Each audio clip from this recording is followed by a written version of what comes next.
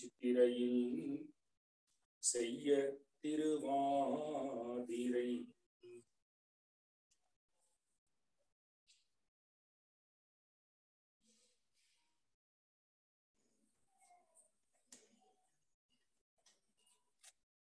श्री रामानुज स्वामी जी महाराज का अवतार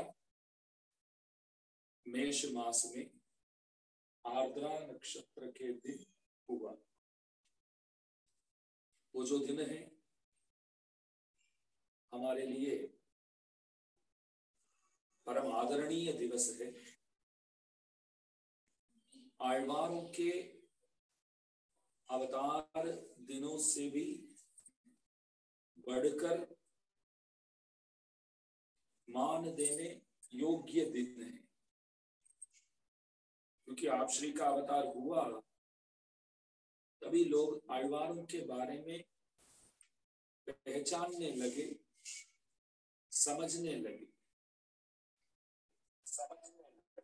मतलब रामानुज स्वामी जी आए तभी आழ்वारों का अवतार जो है वो सार्थक हुआ।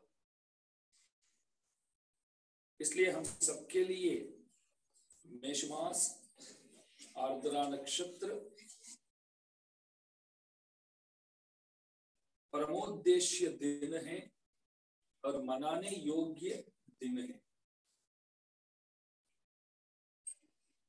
समझाने के लिए इस तरह बोलना ठीक रहेगा। वैसे तो श्री वैष्णव को नित्य निरंतर 12 तिलक लगाना चाहिए। उचित स्थानों में 12 तिलक लगाना वो नित्यानुष्ठान है। नित्य स्नान करके 12 तिलक लगाना चाहिए। तो कोई बोले आज के जमाने में एक तिलक लगाना भी बहुत बड़ी बात है, वो भी कोई करते नहीं, कोई सुनता नहीं है। आप बोलेंगे कि 12 तिलक की बात आप करेंगे तो कोई आएंगे ही नहीं। फिर आने वाले भी जो 8-10 आते हैं वो भी नहीं आएंगे। ठीक है, समझ में आता है। तो बोलते हैं कि कम से कम आழ்वारों के आचार्यों के अवतार महोत्सव दिन जब मनाया जाता है तो रोज भले एक तिलक ही करो। आழ்वार आचार्यों के त्रिनक्षत्रों के समय अवतार महोत्सव के उस दिवस जब मनाते हैं तो उस दिन 12 तिलक करो। तो बोले स्वामी जी महाराज वो भी तो 10 आழ்वार हुए और आचार्यों तो अनेक हुए। महामधुर कवि जी, गोदाम्बा जी सब साथ मिलकर के देखेंगे तो 50-60 दिन साल में तो फिर 12 तिलक करना पड़ेगा। ऐसा है, वो भी कठिन है, वो भी संभव नहीं है। तो आखिर देखिए, आप रामानुज स्वामी जी के जयंती के दिन 12 तिलक लगाएंगे तो समझ लो आप समस्त आழ்वारों के अवतार महोत्सव के दिनों में भी 12 तिलक लगाए हुए माने जाएंगे। हमारे मेलकोट में जैसे 12 तिलक जो है जो समाश्रित है वही लगा सकता है। जिसने पंचसंस्कार लिया वही 12 तिलक लगा सकता है, अधिकारी तभी हो। मेलकोट में छोटे बच्चे भी 5-6 साल के, पुरुष हो बच्चे तो मेलकोट में 5-6 साल के बच्चे भी रामानुज जयंती के दिन 12 तिलक लगाकर वैसे घूमेंगे गांव में। वहां ऐसा बोलते हैं कि जब पैदा हुआ है तो इस धर्म के लिए तो पैदा हुआ है। तो जब पंचसंस्कार जनोई संस्कार होने के बाद पंचसंस्कार लेते हैं ब्राह्मण के वहां, तो वो तो लेने वाला ही है समझो। तो जब से जन्म हुआ तब से रामानुज दास है तो 12 तिलक लगाना उचित है। हाँ, ये कैसे शास्त्र के हिसाब से ये कैसे सही है ये गलत है सब आप बोल सकते, पूछ सकते हैं। बाल्यात प्रभृति सुस्निग्धा, जन्म से लेकर के जैसे लक्ष्मण राम का दास है, वैसे हम सब जन्म से लेकर के रामानुज स्वामी जी के ही अनुयायी है। जैसे हमारे तारापुर के बच्चे जन्म से लेकर के इसी धर्म के है, वो आवे ना आवे, पास में आवे ना आवे, जन्म से लेकर के बस इसी के है। जय श्रीमन नारायण तो बोलते रहते, वो ही जानते हैं। तो इस तरह मेलकोट में बोलते कि इसलिए योग्य तो बन ही जाते, तभी 12 तिलक लगाने योग्य बन ही जाते।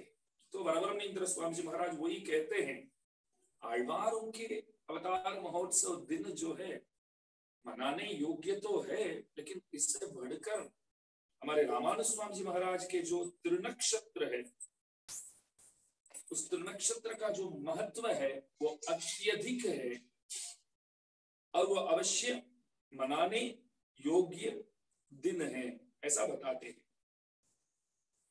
श्रीमान आविर्भूत भूमौ रामानुज दिवाकरः, सूर्य के समान इस धरातल में प्रभु आए। आप रामानुज स्वामी जी महाराज सब लोगों के उद्धार के लिए आप आए, सब लोगों के उद्धार के लिए आए। गांव में एक बालक था, तब वो मूंगा था, बोल नहीं पाता, तो अचानक गायब हो गया। बहुत समय बाद गांव में देखने मिला, वो सब पूछते थे किधर गया था, बहुत समय से नहीं दिख रहा था। तो लोग इसलिए पूछा कि वो बा करके तो कुछ तो बोलता था, तो ऐसा कुछ जवाब देगा, ऐसा बोल सकते बा करके कुछ बोल सकता है, लेकिन आप मानेंगे नहीं, वो जैसे लोगों ने पूछा तो वो बोलने लगा कि मैं गया था, क्षीर सागर गया था, मैं क्षीर सागर गया था। बहुत आश्चर्य हुआ लोगों को, तो बोलता है, जन्म से मूंगा है तो अभी तो बोलता है, और क्षीर सागर गया था बोलता है, तो कैसे गया वो सब पता नहीं है। बस एक दिन बैठा रहा तो कोई आकर के लेके गए थे मेरे को, और वहां दर्शन करा के 4-5 दिन का कुछ पैकेज होगा टूर, तो दर्शन करा के वापस छोड़ दिया। जब से आया हूं तो बोलने लग गया। अच्छा, क्षीर सागर में क्या विशेष है बोलो?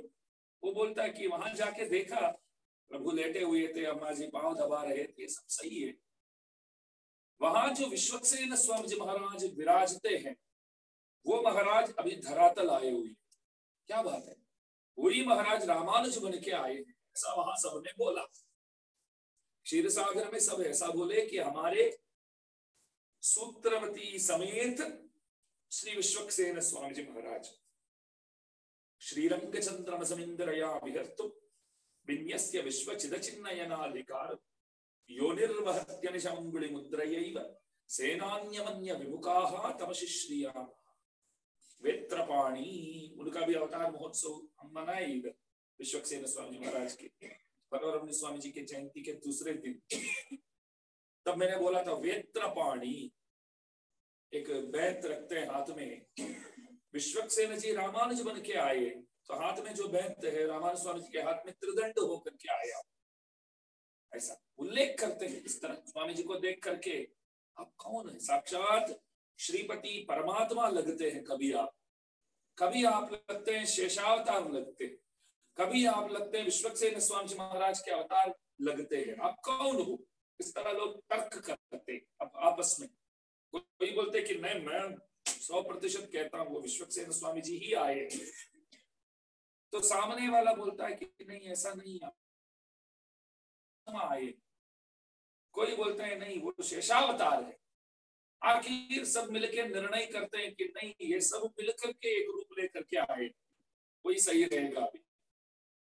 तो इसलिए हमारे लिए जो परमोद्धारक है, एकमात्र गति है, वो आप हो रामानुज स्वामी जी महाराज। एक सूर्य जैसे आप आए, अंधकार को मिटाने के लिए आप आए, तो आप हमारे लिए आए हैं। तो जिस दिन आप आए वो दिन हमारे लिए परमोद्देश्य है, ऐसा बताते हैं इस पाशुर में।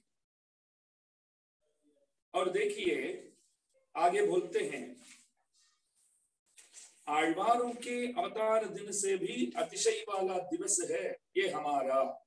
क्योंकि आप जो काम करते हैं एक आदित्य होकर के अंधकार को मिटाते हैं।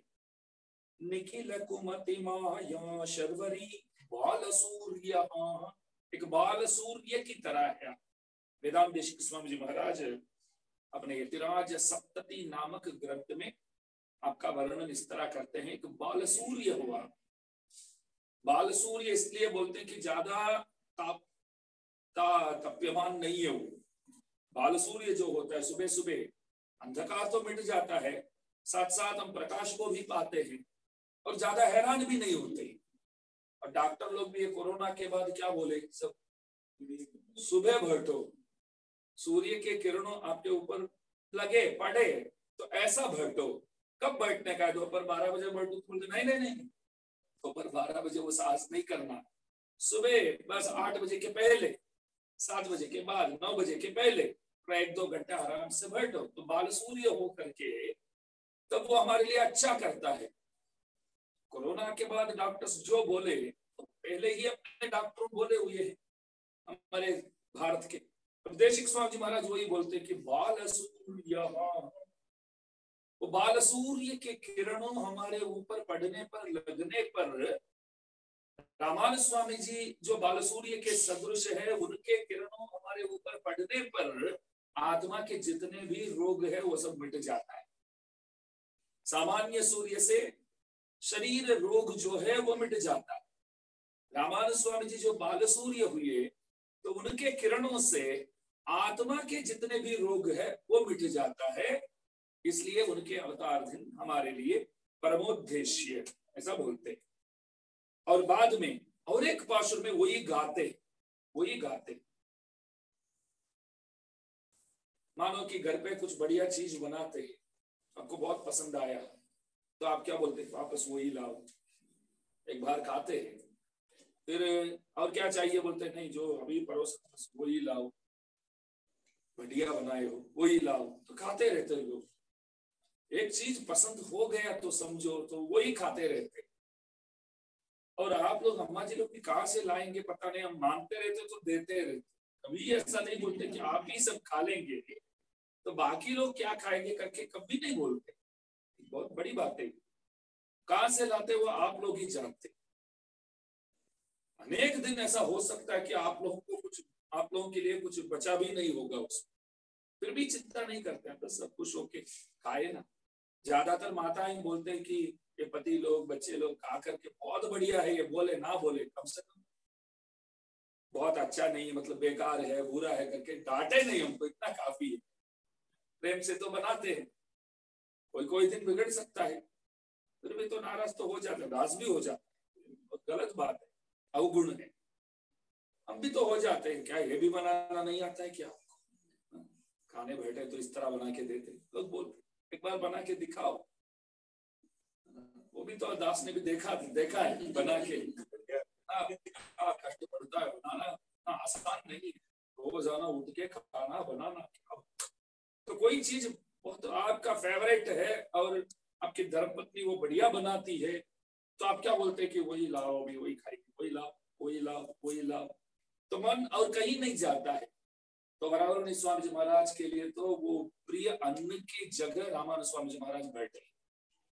वो प्रिय अन्न की जगह रामानुज स्वामी जी को देखते तो गुलाब जामुन लगते हैं, उनको रसगुल्ला लगते हैं तो बोलते हैं कि वही चाहिए। उनके अवतार दिन बोल दिया ना तो बार बार वही गाते रहते कि वो अवतार दिन जैसे कुछ नहीं। मैंने बोला स्वामी जी वो तो आप बोल चुके हैं, आगे बढ़िए।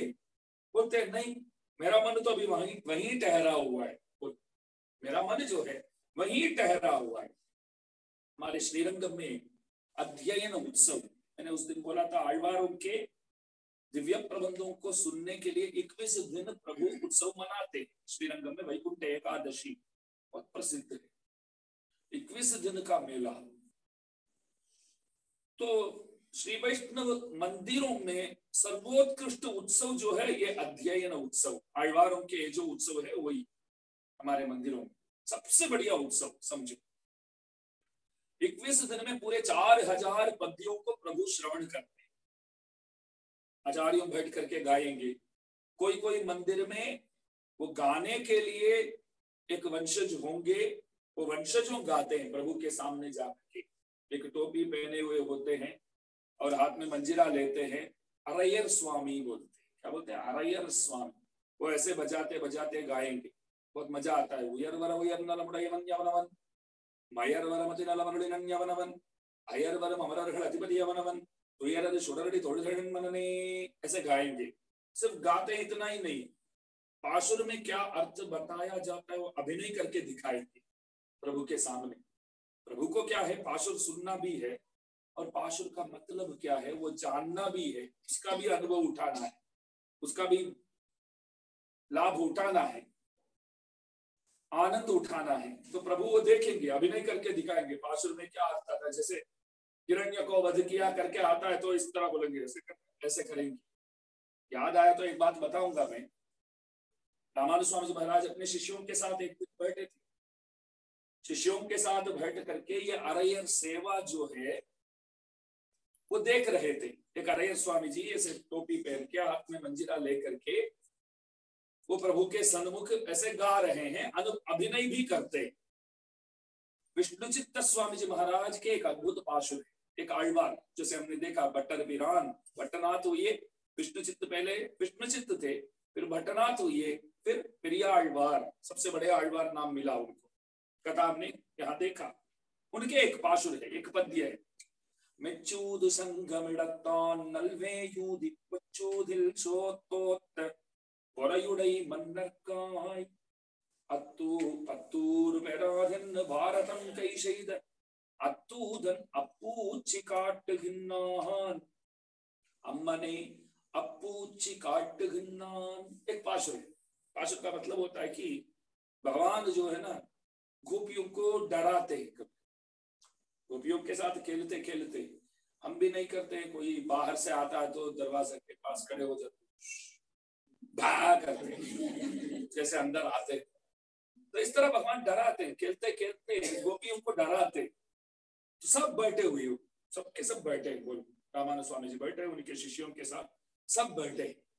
अरे स्वामी जी वहां अभिनय कर रहे, तो कैसे डराते हैं। तो अरे स्वामी जी बोले प्रभु कन्हैया बहुत केशव है नाम ही, तो सुंदर सुसुंदर केश वाले हैं। तो भगवान क्या करते हैं, अपने बड़े बड़े बाल जो है उसको आगे लेकर के ऐसे आगे डाल देते, आगे डाल करके, और नेत्रों को भी इस तरह कर देते बच्चों को डराने के लिए। जैसे नेत्रों को इस तरह करके करते गोपियों के सामने।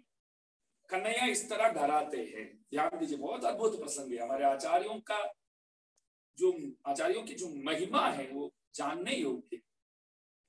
तो अरे स्वामी जी अभिनय करते हैं, इस तरह बाल को ऐसे आगे डालते हैं, ऐसे इस तरह करके, फिर नेत्रों को ऐसे करके प्रभु गोपियों को यूं डराते हैं। ऐसे सब देख रहे थे।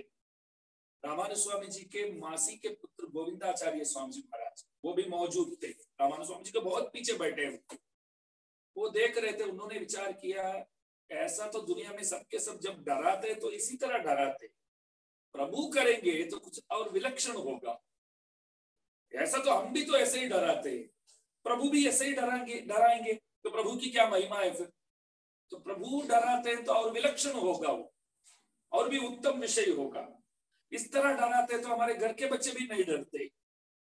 आजकल का कहाँ डरते बच्चे। तो जैसे बाल को आगे डालना हो और नेत्रों को इस तरह करना हो, तो ऐसे आप डराने की प्रयत्न करते तो हमारे बच्चे भी नहीं डरते। तो प्रभु कहाँ से इस तरह डराए, तो गोपियां भी कैसे डरेंगी।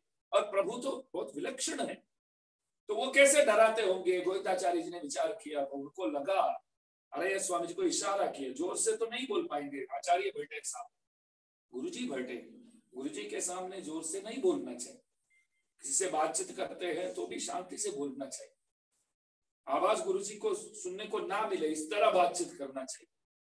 रामानुज स्वामी जी बैठे, अरे स्वामी जी ऐसे करके तो नहीं बुला सकते। तो उन्होंने ऐसे किया, तो अरे स्वामी जी खड़े थे, सब बैठे थे, तो मालूम पड़ गया कि इशारा करते। तो देखा, वो बोले कि ऐसा मत दिखाओ, इतना अच्छा नहीं लगता है। तो कैसे दिखाऊं, तो बोले कि ऐसे किया उन्होंने। अरे स्वामी जी बहुत दिमाग वाले, समझ गए। उन्होंने क्या किया, जो अभिनय करते करते जो करते थे उसको बदल दिया। प्रभु डराते हैं, कैसे डराते हैं, कन्हैया बन करके गोपियों के साथ खेलते फिरते अचानक चतुर्भुज होकर के शंख चक्र दिखाते तो डर जाएंगे ना। अचानक आप चतुर्भुज हो जाएंगे। मैं भी बोलता हूँ कि प्रभु पास में आके बैठेंगे तो कितना अच्छा लगेगा, आप बोलेंगे। लेकिन आप कथा सुनते सुनते ऐसे पास में देखते हैं तो 4 हाथ वाले शंख चक्र के साथ प्रभु बैठेंगे तो आप बैठेंगे वहां, आप बोलेंगे कौन आया इधर, डर लगता है, भाग नहीं जाएंगे हम। तो वो डर जाएंगे, एकदम डर जाएंगे, क्योंकि हमें इतना विश्वास है कि वो आएंगे ही नहीं। आएंगे करके इतना विश्वास रखते होते तो बहुत अच्छा होता। विश्वास है किस बात पे, वो तो आएंगे। बरदा स्वामी जी लगाते हैं, ऐसे ही लगाते हैं। वो कहा आके कहते हैं, इतना विश्वास रखते। भोग लगाने वाला भी वो कहाँ खाएंगे, बस दिखाते दिखाते। कोई बोले इसलिए तो प्रभु को कोई शुगर बीपी कुछ नहीं, खाली देखते, खाते तो नहीं, देखते हैं, देख करके पावन बनाते। सच बात तो ये है, क्योंकि लोग पूछते हैं वो खाते नहीं है तो ऐसे पर्दा लगा के ऐसे क्या नाटक कर रहे हैं आप। बात बिल्कुल सही है, प्रश्न बिल्कुल सही, बिल्कुल सही। हम भी बोलते हैं वो खाते नहीं है, देखने से उस प्रसाद को वो पावन बनाते हैं, तब हम खाएंगे तो हम कोई प्रॉब्लम नहीं। वो देखते तो है ना, वो तो हम मानते हैं, वो देखते हैं तो वो पावन हो जाता है, खाने योग्य बन जाता है। तो खाने योग्य चीजों को प्रभु के सन्मुख रखना चाहिए, वो भी एक बात है। खाने अयोग्य चीजों को सामने रख करके प्रभु देखते हैं तो ये खाने योग्य बन गया, ऐसा नहीं बोलने का है। जो चीज खाने योग्य करके शास्त्रों में कहा गया है उन चीजों को रखना चाहिए। प्रभु देखते हैं और उसको पावन करते, तो ठीक है। तो गोविंदाचार्य जी ने ऐसा किया तो आर्य स्वामी जी समझ करके अभिनय भी उन्होंने बदल दिया। अभी है बात, रामानंद स्वामी जी क्या बोले मालूम है, पीछे गोविंद बैठा है क्या, इतना पूछा, पीछे गोविंद बैठे हैं क्या। हाँ स्वामी जी।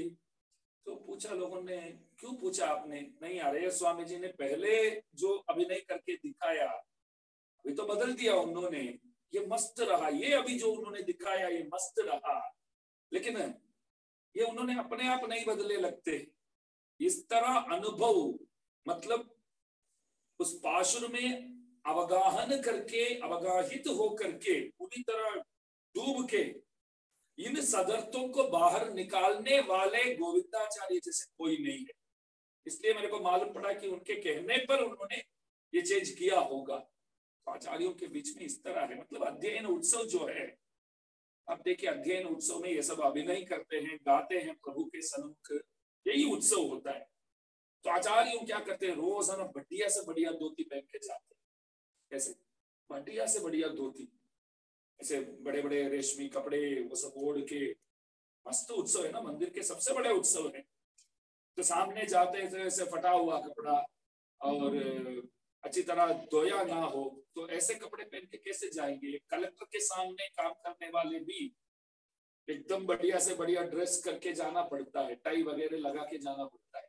कलेक्टर नहीं पूछेंगे कैसे सामने आके खड़ा है।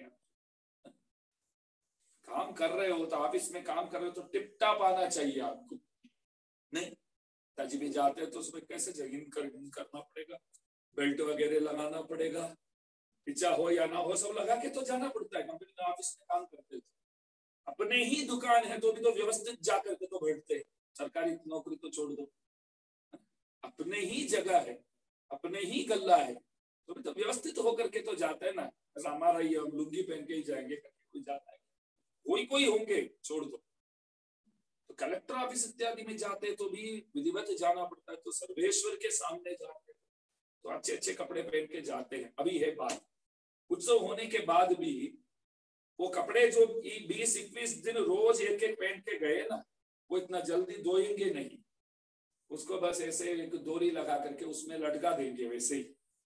क्यों, आचार्यों उत्सव होने के बाद पास में जाएंगे और उस धोती को लेकर के अपने यहाँ अपने शरीर में रख के बोलेंगे उस दिन ये पहन के गया था उस उत्सव में, मैं 7वां दिन ये पहना था, कितने लोग आए थे दर्शन के लिए और उत्सव किस तरह मनाया गया करके उस धोती को देख देख करके उत्सव के अनुभव करेंगे, याद करेंगे।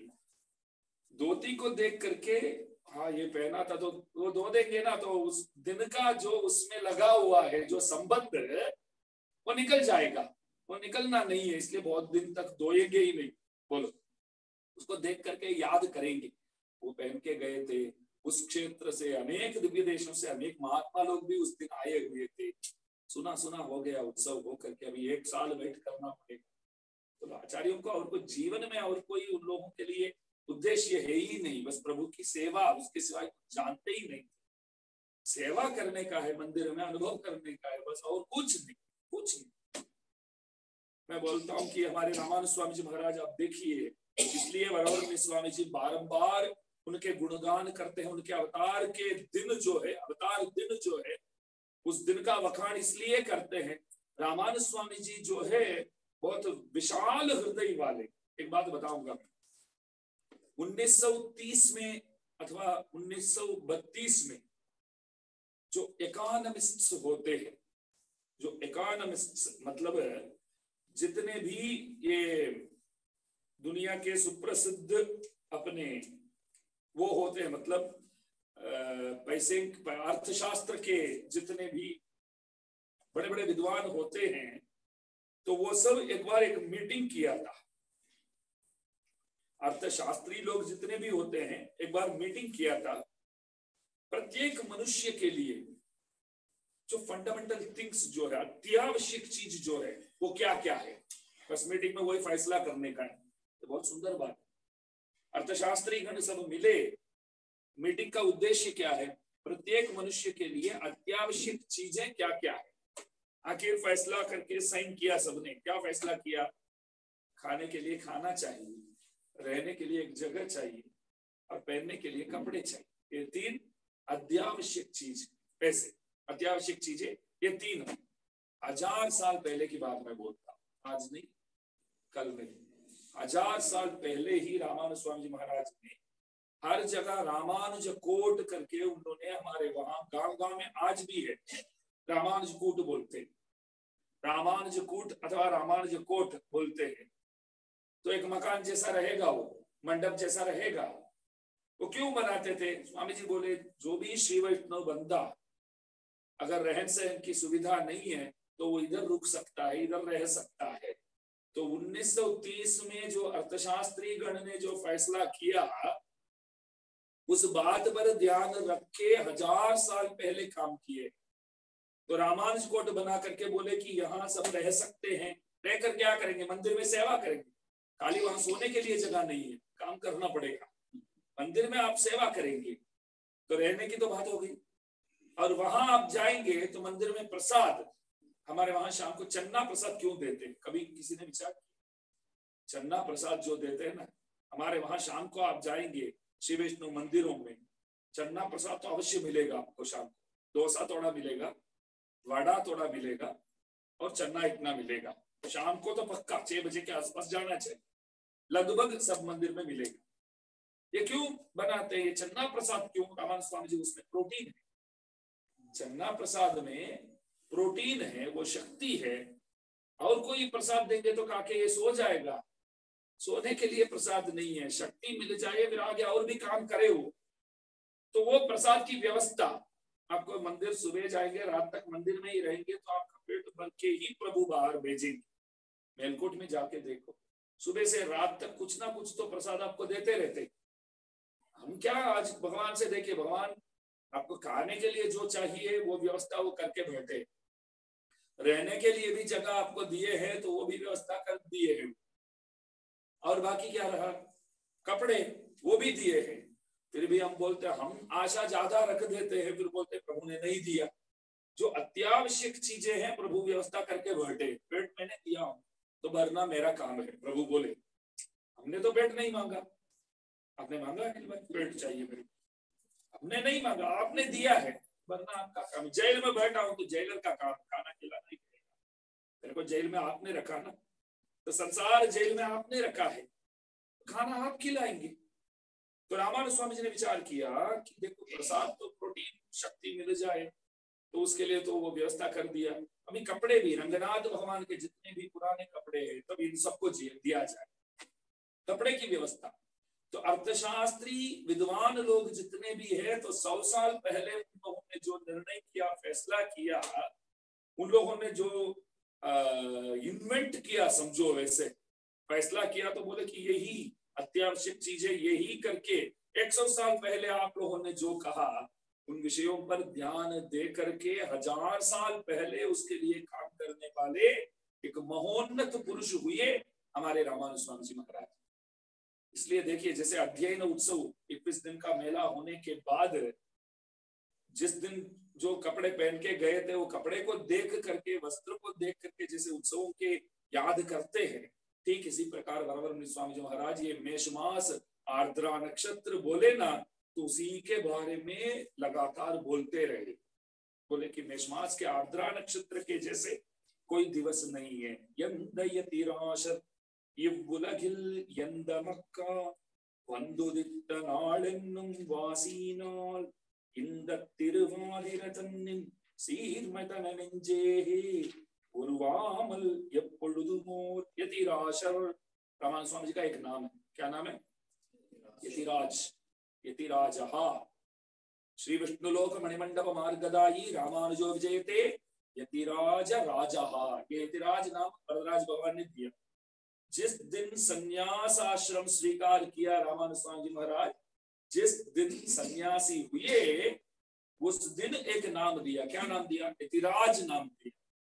मैंने उस दिन बोला था शायद, टीम में जिस दिन लिए गए उसी दिन कप्तान, जैसे डेब्यू भी आए टीम में, अभी कप्तान। आज ही सन्यासी हुए, लेकिन प्रभु बोले आप सन्यासियों के राजा हो। क्यों ऐसे? अरे आप आ गए ना, बस अभी बाकी सब सन्यासी ये बात मान लेंगे कि सन्यासियों के राजा जो है वो आप है। इतना ही नहीं, 120 साल रहे तो चातुर्मास्य व्रत हर साल 4 महीने जो व्रत करते हैं, साल में चौमास में जो 4 महीने जो व्रत करते हैं सन्यासी लोग, वैसे गृहस्थों के लिए भी कहा गया है, कुछ लोग करते हैं, बहुत लोग नहीं करते। सन्यासी लोग तो 2 महीने तो पक्का करते हैं, 4 महीने करने के लिए कहा है। आजकल 2 महीने करते, 4 पक्ष करके 4 पक्ष करते हैं, 2 महीने करते हैं। तो चातुर्मास ये संकल्प जो है, तो 120 साल रहे, तो मानो कि लगभग 38 साल के थे तब वो सन्यासी हुए। तो बाकी इतने साल उन्होंने संकल्प करके वो किया, चातुर्मास से संकल्प करके अनेक साल किए हैं। आज तक रिकॉर्ड है तो किसी सन्यासी ने इतना नहीं किया।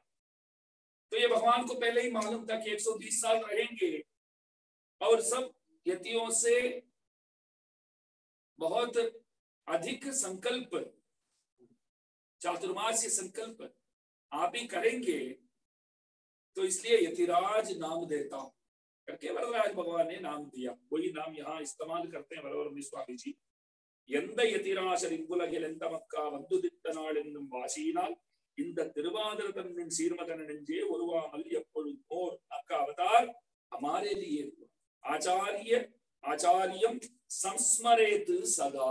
आचार्य को नित्य निरंतर स्मरण करना चाहिए। आचार्यादिह देवता समधिकम अन्याम न मन्यामहे। आचार्य के सदृश, आचार्य से अधिक और कोई देवता को हम कभी मानेंगे ही नहीं। ये विश्वास, ये दृढ़ विश्वास जो है, गुरु के सदृश, गुरु से ज्यादा कोई नहीं। यहाँ एक प्रश्न है, जब गुरु के समान नहीं करके आपने बोल दिया तो गुरु से बड़ा कौन मिलेगा आपको? समझ में आया नहीं भाई? गुरु के समान और गुरु से बढ़कर कोई कभी नहीं मिलेगा। आपने बोल दिया गुरु के समान ही नहीं है, तो गुरु से ज्यादा कहाँ मिलेंगे? नहीं मिलेंगे। तो क्यों बोलना क्यों पड़ता है? गुरु के समान कोई नहीं, इतना ही काफी है ना। गुरु से ज्यादा भी कोई नहीं। क्यों? गुरु के सदृश गुरु हो सकते, मतलब आपके लिए सदृश आप हो। सदृश तो है, वो आप ही हो, लेकिन आपसे बड़ा कोई नहीं, आपसे बड़ा कोई नहीं। तो गुरुरेव परम ब्रह्म। तो कहते हैं कि आचार्यम संस्मरेत सदा, इसलिए ही बारंबार उनके अवतार त्रिनक्षत्र वैभव को यहाँ अनुस्मरण करते रहते हैं। इसके बाद अभी थोड़ा जल्दी जल्दी जाएंगे, क्योंकि इसके बाद बोलते हैं कि यन्नरुम शीर பொய்கை முன்னோர் எவ்வுலகில் தோன்றிய ஊர் மண்ணமிகு கச்சி மல்லை மாமயிலை மண்ணில் நீர் தேங்கும் குறையலூர் சீர்கலியன் தோன்றிய ஊர் ओंगुमुरयूर पाणनूहूर। सरोयोगी, भूतयोगी, महद्योगी, इन तीनों का अवतार स्थल बताते। अवतार दिन तो बता दिया पहले, अभी अवतार स्थल बोलते हैं। सरोयोगी का अवतार कांची में, भूतयोगी महाबलीपुरम में, और महद्योगी मैलापुर मद्रास। बढ़िया, वहां आए। और सीर कलियंतो नियवूर, प्रकाश स्वामी जी आए। कुरयलूर नामक एक क्षेत्र है सीरगाड़ी के पास, हमारे वहां कांची, जैसे कांची है, चिदम्बरम करके है एक गांव, चिदम्बरम के पास सीरगाड़ी करके है एक गांव, सीरगाड़ी के पास कुरयलूर नामक एक छोटा सा गांव है। तो उस क्षेत्र में प्रकाश स्वामी जी का अवतार तिरुकुरयलूर, क्या बोलते, तिरुकुरयलूर। और पांडनाथ सूरी का अवतार श्रीरंगम के पास निचुड़ापुरी नामक उरयूर बोलते, क्या बोलते, उरयूर। यहाँ प्रसंगात याद आया तो बोलता है दास, फाल्गुन महीने में रंगनाथ भगवान उत्सव मनाते हैं, 10 दिन का ब्रह्मोत्सव। एक दिन वहां उरयूर जाते, जो श्रीरंगम के पास है क्षेत्र, वहां जाते। वहां एक अम्मा जी विराजती है, अम्मा जी से शादी करके आते हैं प्रभु, वापस लौट के आते हैं। तो श्रीरंगम के अम्मा जी को यह मालूम पड़ जाता है, पतिदेव बाहर जा करके और एक लड़की के साथ शादी करके वो वापस आ रहे हैं, मैं दिखाती हूँ मैं कौन। सीधा इधर ही आ रहे हैं तो दरवाजा खोलेंगे ही नहीं। ये उत्सव आज भी मनाया जाता है, दरवाजा बंद रखेंगे, प्रभु पालकी में वेट करेंगे, इंतजार करेंगे, बोलेंगे कि खोलो। तब क्या करते हैं, देखो आचार्यों, कुछ लोग अम्मा जी के पक्ष में होकर के बातचीत, आज भी ये अभिनय करते, कुछ लोग अम्मा जी के पक्ष में होकर के बोलेंगे, कुछ लोग प्रभु के पक्ष में होकर के बोलेंगे। समाधान के लिए षटकोप स्वामी जी आते, समाधान करके प्रभु को अंदर भेजेंगे, फिर बहुत मजा आता है उत्सव। तब अम्मा जी के पक्ष में होते हैं ना, वो पढ़ेंगे, वो बोलेंगे देखो हमको सुनने को मिला, तमिल में बोलते हैं, मैं हिंदी में बोलता हूँ, सुनने को मिला आपको किसी ने उरयूर में देखा है, वहां जाकर के शादी करके आए हैं आप। तब प्रभु बोलते क्या झूठ बोलते हैं, देखो उरयूर, उरयूर करके एक गांव कभी हमने नजरों ने न देखा और कानों से नहीं सुना, बोलते कभी नाम सुना भी नहीं, क्या बात कर रहे हैं आप ऐसे। फिर अम्मा जी ने ऐसे नहीं छोड़ते, अम्मा जी बोलते हैं नहीं नहीं नहीं, आज जो सुगंध आपके पास जो आ रहा है ना, मैं जानती हूँ कि इस श्रीरंग क्षेत्र में कोई स्त्री ऐसा नहीं है कि ये सेंट इस्तेमाल करने वाली।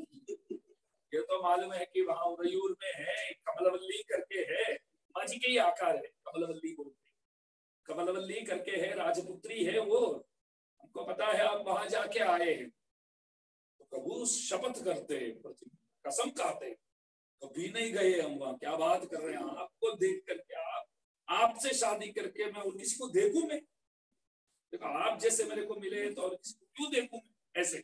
फिर षटकोप स्वामी जी आते, समाधान करते, अम्मा जी आप ही तो वही भी, आप ही विराज रहे, कमलवल्ली कौन है, तो आप ही तो है, पद्म प्रिय पद्मिनी पद्म हस्ते पद्मालये पद्मदड़ायताक्षी विश्व प्रिय विष्णु मनोनुकूले। तो पद्म प्रिय पद्मिनी पद्म हस्ते, आप ही तो है कमलवल्ली वहां। अम्मा जी बोलते सब मालूम है, फिर भी एक दिन मिले हैं तो खेलते हैं थोड़ा ऐसा। तो उस दिन ऐसे ना दही सब ले करके ऐसे मारेंगे तो के ऊपर, अम्मा जी गुस्से में। लेकिन एक बात है, भक्त लोग क्या करते हैं मालूम है, कुछ लोग पहले ही अम्मा जी के पक्ष में होकर के अंदर खड़े हो जाते हैं। हमारे जैसे कोई होते हैं कि अरे जो भी है एक पुरुष है, उसको ऐसे बाहर खड़ा किया है, कैसे सही है, पहले अंदर जाकर के पहले सब आप झगड़ो करो। तो हम लोग क्या बोलते हैं, हम भगवान के पक्ष में रहेंगे, प्रभु भी बोलते हैं आपसे साथ में है ना, बहुत अच्छी बात है, साथ रहो। हम बोलते हैं कि हम, आप चिंता मत करो, हम साथ में ही है। लेकिन अम्मा जी जब बोलते हैं प्रभु को अंदर आओ करके बोलते हैं ना, तो जितने भी प्रभु के साथ रहते हैं, प्रभु तुरंत अंदर चले जाएंगे, इतना भी नहीं बोलेंगे कि आप सब साथ आओ। अभी तक हमारे साथ रहे आप, हमारे लिए आपने ये सब बोला। तो जैसे अम्मा जी बोले कि अंदर आ जाओ, तो जैसे बोल रहे ना, तो प्रभु सीधा अंदर जाएंगे, दरवाजा बंद कर देंगे, बाहर ही रहेंगे, अंदर जाके दर्शन बाद में ही मिलेगा। लेकिन जो लोग पहले से अम्मा जी के पक्ष में हुए, बोलो, जितने भी पहले से अम्मा जी के पक्ष में खड़े, सब अंदर ही रहेंगे और दर्शन करेंगे। एक बार पूज्यपाद अन्नगराचार्य स्वामी जी महाराज से पूछा गया, प्रभु से ज्यादा महत्व आप अम्मा जी को क्यों देते हैं? आपके धर्म में, धर्म ही श्री संप्रदाय समझो। अम्मा जी तो दास के पीछे तो दर्शन दे ही रहे, कांचीपुरम के महालक्ष्मी महादेवी। धर्म में भगवान से ज्यादा मान अम्मा जी को क्यों देते? स्वामी जी बोले, लाखों प्रमाण है। आप बैठ करके सुनेंगे, इतना ज्यादा है तो शायद प्रश्न ही नहीं पूछता, इतना सारा आप बोलेंगे तो।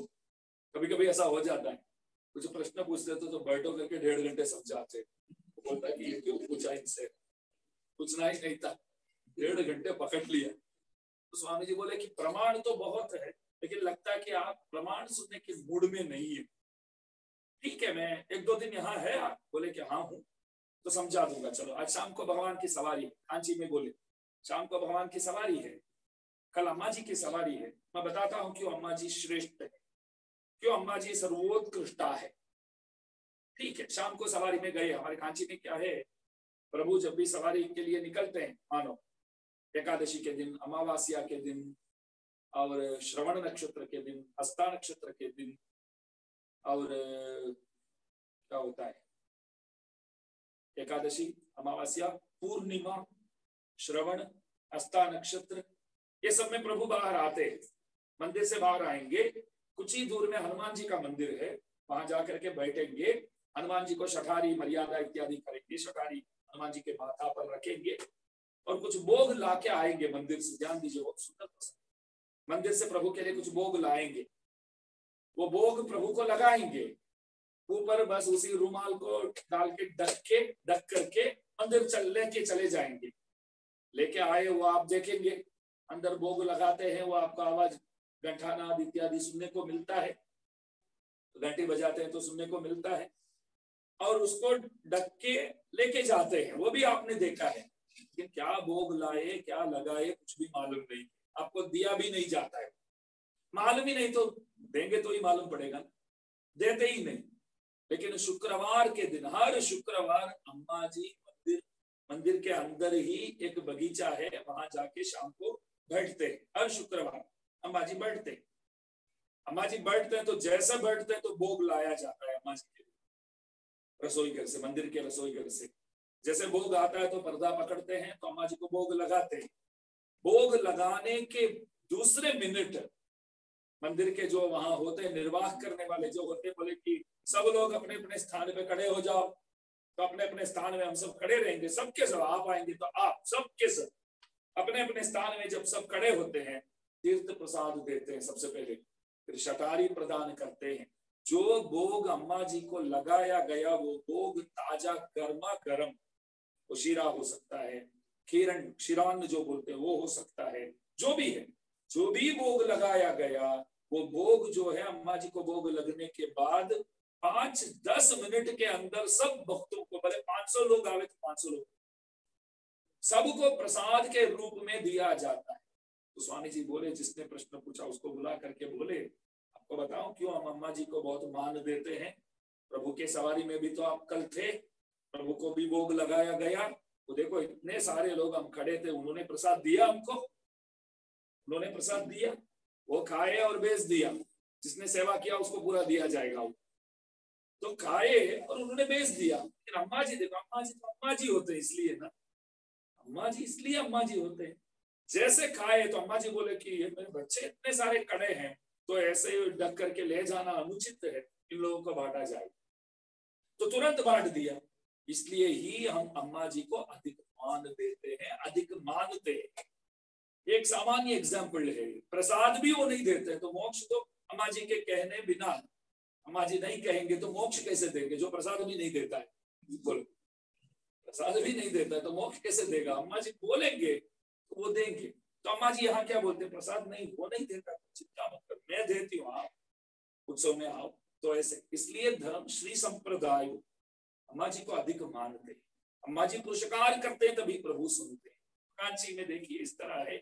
तो इस पाशुर में बोलते हैं कि सरोयोगी जी कांची में आए, भूतयोगी जी महाबलीपुरम में आए, और पेयाळवार जो है, महद्योगी जो है, वो आए मैलापुर में आए, और प्रकाश स्वामी जी तिरुकुरयलूर में आए, और पाणनूर, पाण सूरी उरयूर में आए। तो उरयूर के कमलवल्ली के बारे में दास बोल रहा है। तो श्रीरंगम में अम्मा जी को सब बोलते कि आप ऐसे दही से माखन से प्रभु को मारते, ठीक है आपका पति है, आप मार सकते, कुछ भी कर सकते, कौन पूछ सकते, पति आपका है इसलिए तो शादी किया है, ठीक है। लेकिन कमलवल्ली नामक उरयूर में जो बैठे हैं विराजे वो आप ही तो है। फिर अम्मा जी समाधान हो जाते, ठीक है आओ अंदर। प्रभु ऐसे खुश होकर के अंदर जाते हैं ना। लेकिन दास एक दो बार गया तब देखता है तो उस तरफ उनके पास जितने भी खड़े हैं आप कौन है ऐसे पूछते। तब आप ही कुछ देर पहले बोल रहे थे कि अम्मा जी के साथ झगड़ा है तो मेरे पक्ष में भी कोई चाहिए, साथ रहो करके आप बोले। मैंने ऐसा बोला था क्या? ऐसा कुछ बात हुआ क्या इधर? अरे वो बुला रही है मैं अंदर जाता हूँ चलो। तो ऐसे चले जाते। तब इसलिए मालूम पड़ता है कि अम्मा जी के पक्ष में होना ही सही। तो यवा उरयूर निचुड़ापुरी जो बोलते हैं, आज भी साल में एक दिन प्रभु वहां रंगनाथ भगवान वहां पधारते हैं, शादी करके आते हैं फाल्गुन महीने में। तो वहां उस क्षेत्र में अवतार किसने किया, किस आழ்वार ने किया? पाणनाथ सूरी, ओंग मुरयूर पाणनूर, ये बताते हैं। तो उसके बाद भक्तांग्र रेणु स्वामी जी महाराज का अवतार स्थल बताते हैं। தொண்டரடி கொடியார் தோன்மியவூர் தொல்புகழ் சேர் மண்டங்குடியன்பர் மண்ணுலகில் என் திசையுமேத்தும் குலசேகரனூரன உரைப்பர் பாய்த்த திருவஞ்சிக்களம்। भक्तांग्र रेणु स्वामी जी महाराज का अवतार तिरुमंडंगुड़ी नामक एक गांव में, तिरुमंडंगुड़ी नामक एक गांव में, बहुत सुंदर गांव है। से दास एक दो साल पहले गया था, एक ही बार गया हूँ वहां। वैसे एक दो साल पहले गया था। वैसे एकदम शांत जगह, वातावरण बहुत अच्छा है। खेतों के बीच में है मंदिर, दया भाई दर्शन करने योग्य है। तो भक्तांग्र रेणु स्वामी जी महाराज का अवतार स्थल जो है तिरुमंडंगुड़ी, और कुलशेखर स्वामी जी महाराज जो है उनका अवतार स्थल केरल देश में तिरुवंजिक्कड़म बोलते हैं। क्या बोलते हैं? तिरुवंजिक्कड़म, वाइत्त तिरुवंजिक्कड़म। आप पूछेंगे ये सब हम कैसे याद रखेंगे स्वामी जी? आप बोल रहे हैं, ठीक है आप बोलते तो हम बैठ के सुनते हैं, कैसे याद रखेंगे? ये ग्रंथ कंठस्थ कर दो, बस इतना करने का है। तो उपदेश रत्नमाला लिपि हिंदी में, गुजराती में, सब में उपलब्ध है, कर देते हैं। तो उसको बैठ करके आप पढ़ते रहेंगे, कालक्षेप तो सुने हैं और पढ़ेंगे तो दिमाग में बैठ जाएगा बात। तो पाशुर आ जाए ना तो आप बोलेंगे कुलशेखर स्वामी जी का अवतार स्थल कौन सा है करके मैं पूछूं तो आप बोलेंगे एक मिनट, बराबर स्वामी जी उपदेश रत्नमाला में क्या बोले हैं? தொண்டரடி கொடியார் தோன்மியவூர் தொல்புகழ் சேர் மண்டங்குடியன்பர் மாமரையோர் मन्नुलगिल, तिरुमंडंगुड़ी करके बोले हैं। भक्तांग्र रेणु स्वामी जी का अवतार स्थल तिरुमंडंगुड़ी। मैंने पूछा कुलशेखर स्वामी जी என் திசையுமே तुम कुलशेखरन ऊरन उரைப்பர் பாய்த்த திருவஞ்சிக்களம்। कुलशेखर जी तिरुवंजिक्कड़म दोनों मिला देने का है। कुलशेखर स्वामी जी तिरुवंजिक्कड़म में आए। और भक्तिसार स्वामी जी किस क्षेत्र में आए? भक्तिसार स्वामी जी महाराज तिरुमणिसई नामक चेन्नई में एक क्षेत्र है, वो तिरुमणिसई में आपका अवतार। और षटकोप स्वामी जी महाराज आழ்वार तिरुनगरी कुरुकापुरी नामक क्षेत्र में आपका अवतार। और विष्णु सिद्ध स्वामी जी महाराज यहाँ तक है, स्वामी यहाँ तक है, श्रीविल्लिपुत्तूर, श्री धनवीपुरी एंड गोदाम्बा जी का भी अवतार वहीं। तो ये सब बताते हैं। मन्न तिरुमणिसई माडत्तिरुकुरुगूर मिन्न पुगळ विल्लिपुत्तूर मेदिनिயில் நன்னெறியோரே இந்த பத்திசாரதில் மாறன் பட்டர் பிரான் வாய்ந்துதித்த ஊர்கள் வகை। उसके बाद गोदाम्बा जी का श्रीविल्लिपुत्तूर और मधुर कवि स्वामी जी, तीनों को साथ में लिया गया था एक पाशुर में। एक तीन व्यक्तियों को साथ में लिया गया, एक गोदाम्बा, एक मधुर कवि जी, एक रामानु स्वामी जी। क्यों? ये तीनों जो है पराभिमान भूत है। पराभिमान भूत क्या होता है? आचार्याभिमान भूत है। आचार्य ही सब कुछ करके, जो दृढ़ विश्वास करके बैठने वाले ग्रुप, एक टीम। आचार्य ही सब कुछ, हमारे लिए भगवान, बंधु, सब प्रभु ही है। सर्व लाभाय केशव, उपनिषद में ऐसा आता है। सुबालोपनिषद करके एक उपनिषद है। माता पिता भ्राता निवास शरणम सुहृत गति ही नारायण। पांडवों मन में थे, बहुत हैरान थे, रो रहे थे। तो मार्कंडेय महर्षि आकर के बोलते हैं, क्या बोलते हैं? क्या बोलते हैं मार्कंडेय महर्षि आकर के पांडवों से, क्या बोले?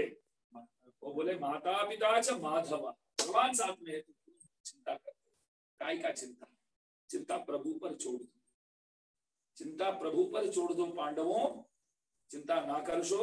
माता पिता च माधव, प्रभु है, माँ बाप सब, सकल विध बंधु हमारे, सर्व विध बंधु।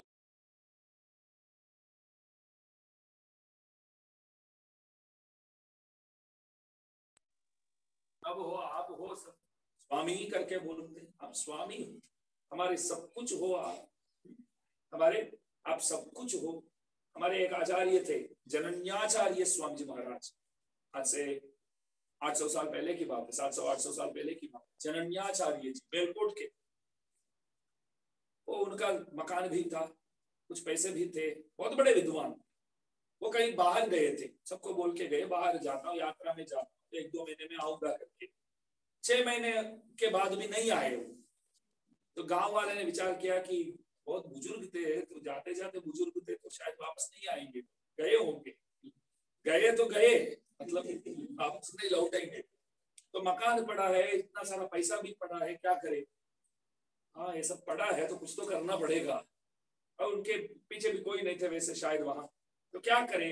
बोले कि भगवान के श्री भंडार जो है मंदिर के, तो प्रभु के नाम पे कर देते हैं, थोड़ा समय अच्छा था, समझ में आता है। और किसी का जो है वो लेकर के प्रभु के नाम पे कर देते हैं, आज का जमाना हो प्रभु के अपने नाम पे कर देंगे, मेरा नाम लिख दो सबसे, तो बोलेंगे अपना नाम पे कर दो, तो प्रभु के नाम पे कर दिया, मंदिर पे सब समर्पण कर दिया, उनके जितने भी संपत्ति। एक बात ध्यान रखिए, प्रभु एक जगह बोलते यस्य अनुग्रहम इच्छामि तस्य वित्तम हराम्यहम्, जिन पर मैं कृपा करना चाहता हूं उनके संपत्ति को मैं हरण करता हूं। सभी बोलेंगे क्या प्रभु, ये सब बोलेंगे वो, और कुछ आता नहीं है बोलने का उसको, हमको पूछ लिया होता तो हम सिखाते क्या बोलना है। यस्य अनुग्रहम इच्छामि वित्तम तस्य हराम्यहम्, मैं परीक्षा करता हूँ, फिर भी वो मेरे प्रति श्रद्धा करता है कि नहीं, वो ऐसा क्या मजा आता है वो आप जाने, लेकिन बोलते हैं कि मैं हरण करता हूँ, अपहरण करता हूँ। उस स्थिति में भी वो मेरे को नहीं भूलता है तो मेरे को अच्छा लगता है।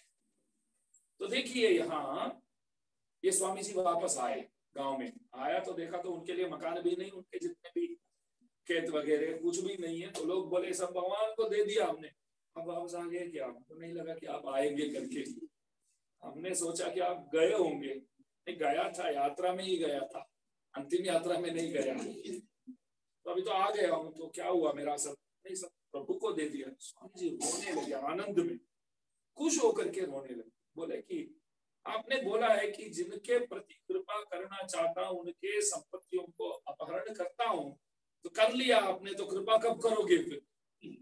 तो मैं लायक बन गया हूँ, अभी जल्दी कृपा पाने वाला हूँ आप श्री की।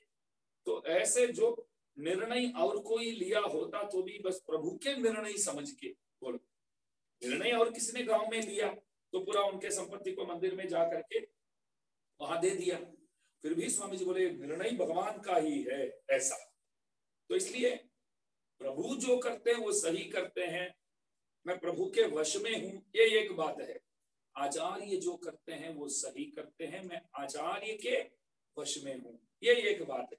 जो पराभिमान भूत होते हैं तो वो लोग आचार्य ही मेरे लिए सब कुछ, इसलिए तो इन तीनों को, इन 3 व्यक्तियों को साथ में लिया गया। कौन कौन? मधुर कवि जी, तीनों को लाइन में इस तरह बोलना चाहिए, गोदाम्बा, मधुर कवि जी और रामानुज स्वामी जी। ये तीनों को पहले भी साथ में लिया गया। अभी तीनों के अवतार स्थल बोलते हैं ना, तब भी बोलते हैं, देखो सीरार विल्लिपुत्तूर सेल्वत्तिरुक्कोडूर येरार पेरुम्बूदूर यन्नुमिवैहि। सेल्वत्तिरुक्कोडूर, तिरुक्कोडूर नामक क्षेत्र मधुर कवि जी के अवतार स्थल आज भी है, तिरुनेलवेली के पास दक्षिण में। भगवान का नाम है वैत्तमानिधि, वैत्तमानिधि बोलते, निक्षेप वित्त, वैत्तमानिधि का अर्थ होता है क्या? तैयार रखा गया सिद्ध धन, हमारे लिए तैयार रखा गया सिद्ध धन, एकमात्र धन, एकमात्र धन तो वही है धनम मदीयम तव पाद पंकजम कदानु साक्षात् करवाणि चक्षुषा। वो वित्तमानी थी, निक्षेप वित्त, तैयार रखा गया धन। भगवान लेटे हुए दर्शन देते हैं, मैं हूं धन, मेरे सिवाय बाकी सब धन तो कोई काम का नहीं, मैं हूं सबसे बढ़िया धन। रेमडेसिविर बीच में इतना प्रसिद्ध हो गया ना, कोई 1 साल पहले नाम तक नहीं जानते थे तो क्या होता है रेमडेसिविर, और इतना प्रसिद्ध हो गया तो पैसा जितना चाहो इतना देने के लिए तैयार तो भी नहीं मिलता था। बहुत लोग गए ना, आप जो मांगेंगे वो देंगे तो भी नहीं मिलता था। बोलो क्या करेंगे उस पैसे को देकर, जब जरूरत है तब काम में नहीं आए तो उस धन से क्या मतलब। और ज्यादातर जब जरूरत है तब काम में नहीं आता है। वो डॉक्टर के पास बोलते हैं कि आप जो भी बोलेंगे आप भी दे देंगे, आपको लाखों रुपया देने के लिए हम तैयार हैं। डॉक्टर बोलते हैं कि देना है तो दे दो, लेकिन बचा नहीं पाएंगे इससे।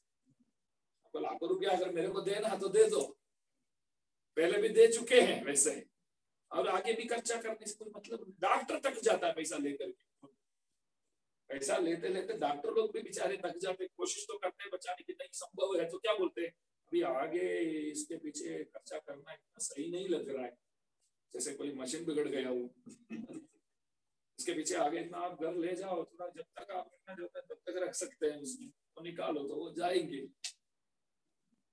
तो देखो तब तो अभी तक तो 40 लाख खर्चा किया होगा, तो और भी 40 लाख तैयार। डॉक्टर लोग हैरान हो गए, अभी बस बहुत हो गए, हमको नहीं चाहिए, अब ले जाओ। तो वो धन से क्या मतलब है। तो त्रिकोणूर में जो प्रभु है, निक्षेप वित्त है, तैयार रखा गया सिद्ध धन हमारे लिए। और वहां एक अद्भुत बात है, हर जगह प्रभु के सामने गरुड़ जी का तो मंदिर तो है, गरुड़ जी का तो मंदिर तो सामने तो रहता ही है प्रभु के सामने। नहीं, उस क्षेत्र में ध्यान दीजिए, गरुड़ जी का मंदिर भगवान के एकदम सामने नहीं, थोड़ा सा टेढ़ा, थोड़ा दूर पे रखा गया है, थोड़ा अलग, एकदम सामने नहीं। पूछते हैं क्यों, सब बोलते हैं कि बाहर मोहल्ले में बच्चे खेल रहे थे तो प्रभु लेटे लेटे देख रहे थे, तो गरुड़ जी बीच में आए तो गुस्सा आ गया प्रभु को, अरे हट जा थोड़ा, वो खेल रहे, देखना है। बच्चे बाहर क्रिकेट खेलते होंगे, क्या मालूम फुटबॉल खेलते होंगे। तो आज भी उस क्षेत्र में आप देखेंगे तो प्रभु के एकदम सामने गरुड़ जी का मंदिर नहीं है। एकमात्र क्षेत्र मेरे हिसाब से थोड़ा ऐसा उस तरफ है, क्योंकि प्रभु बोले कि मोहल्ले में खेलने वाले बच्चों बहुत प्रेम से खेलते हैं, बहुत अच्छा लगता है। प्रभु सोचते होंगे भक्त तो कोई आता नहीं, कम से कम ये तो देखूं मैं, इंतजार कर करके कभी कभी वही विचार करता हूँ, इतने सारे हैं तो लोग आते नहीं है, क्यों क्या करें, इतने विचार करता हूँ। अरे मंदिरों में प्रभु की जो हालत है वो देखो, प्रभु का वो इंतजार करके बैठे कोई भक्त आ जाए, कब से बैठा हूँ, युगों से बैठा हूँ, तो आ जाएगा, कम से कम आज आ जाएगा।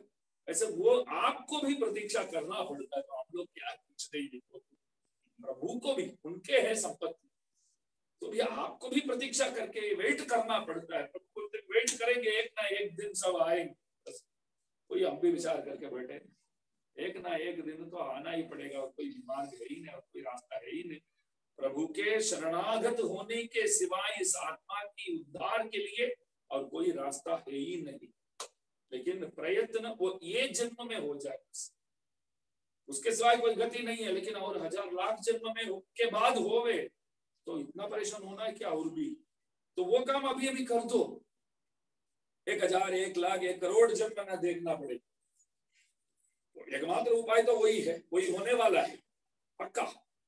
प्रभु प्राप्ति तो पक्का है, लेकिन कब है उसके लिए तो हम 1000 युग के बाद मिले, लाख युग के बाद मिले, करोड़ युग के बाद मिले, करोड़ों युग, करोड़ों जन्मों के बाद मिले, तो इससे बेहतर अभी अभी कर दो ना, अच्छा है। तो इसलिए ही प्रयत्न करें। तो इसलिए आचार्यों के, आழ்वारों के इस तरह अवतार दिवसों को जानना और अवतार क्षेत्रों को जानना हमारे लिए कल्याणकारी है। तो इसलिए बोलते हैं कि मधुर कवि जी त्रिकोणूर में आइए। त्रिकोणूर बोले तो आपको याद आना चाहिए गरुड़ जी का मंदिर, बस सामने नहीं है, साइड में है, साइड कर दिया, साइड में जाओ, तो ऐसे वहां भगवान का नाम जो है सिद्धधन, जो तैयार रखा गया सिद्धधन, प्रभु का नाम ही वही है। वही तमानिधि, मां निधि बोलते हैं। तो वो सब बताते हैं, इन तीनों के अवतार क्षेत्रों को बोलते हैं। और आगे जो बोलते हैं कल हम यहाँ देखेंगे।